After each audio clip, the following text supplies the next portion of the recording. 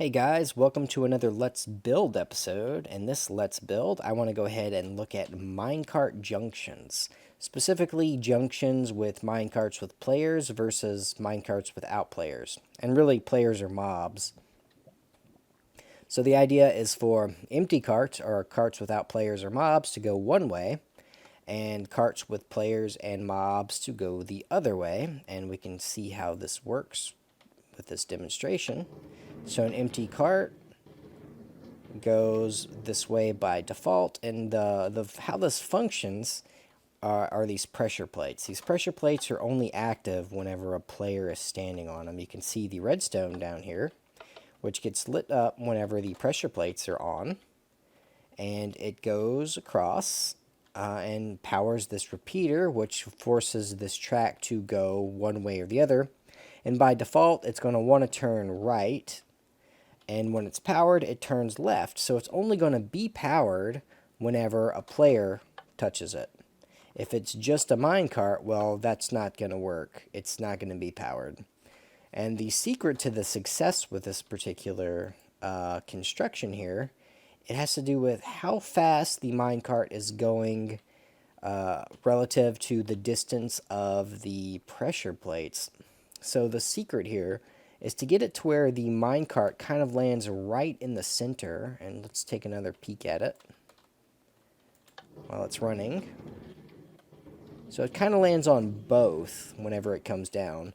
And that's important because if it just lands on the pressure plate, it's going to stop.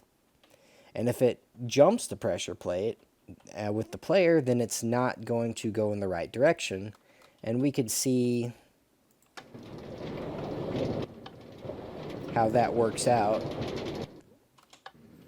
with a player.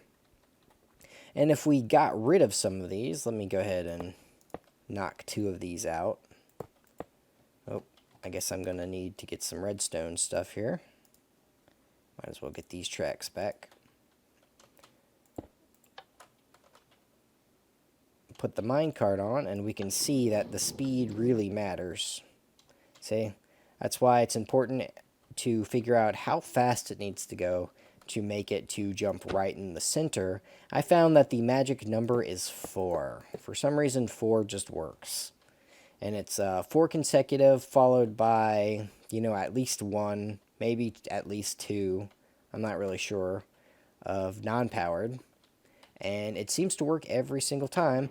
If you watch my Let's Play, you might recognize this build, because this is the build I use for my minecart system that's in the basement of my homestead.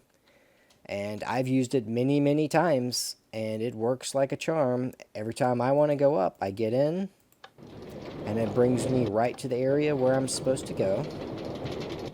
And then if I'm downstairs in the mine area, and I get a cart with a chest, I'll launch that, and it will go to its unloading section, which goes up a thing just like this. And instead of a pit of lava, it actually unloads the items. Then it goes back down the 70 or so blocks to where the mine is. And it works real nice. And I think this is a fun design. It's probably not the most optimal design, but it's kind of interesting, and I think it's fun with this idea of landing on the pressure plate and the powered rails at the same time. And it's not too complicated. It's just a couple of redstone that lead to a single track. And yeah, and I have this optional gate right here, which forces a stop until you get off, and then it powers that. And just an extra little touch. But yeah, pretty cool, I think. So now that we saw this design, let's look at a much simpler design.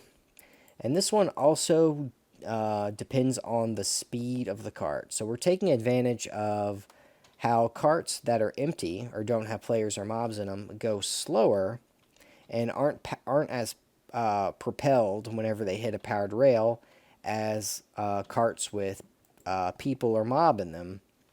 So if I click this, you see it takes me right here. And then I have the suicide cart. So what's happening here is it goes and it hits this, and we see that it powers this rail right here, and that forces this rail to turn this direction. So this would be the player or mob drop off, whatever we're trying to do. And since there's a player or mob in it, it goes fast enough that it can make that turn. But without it, we can see that right when it gets to it, it changes back. And when it changes back, it forces it to go straight, which would be the empty cart, or a cart with a chest or something. So this one takes advantage of speed as well, it's just in a different way. This one looks at, okay, empty carts, slower, we can use that. This one is a little bit different where it's like, okay, we need both the empty cart and the player cart to be about the same to land in the center here, because they got to touch both. And the empty cart, it doesn't really matter if it touches this pressure plate, but since by default it's slower, we need it to at least get to a little bit of this powered rail, because if it doesn't make it to the powered rail, as we saw, it just stops. It just gets stuck. So it's a balance between getting the empty cart to the powered rail and having the player's cart not go so fast that it jumps it, because that's also another problem if we put more powered rails here, which might as well demonstrate.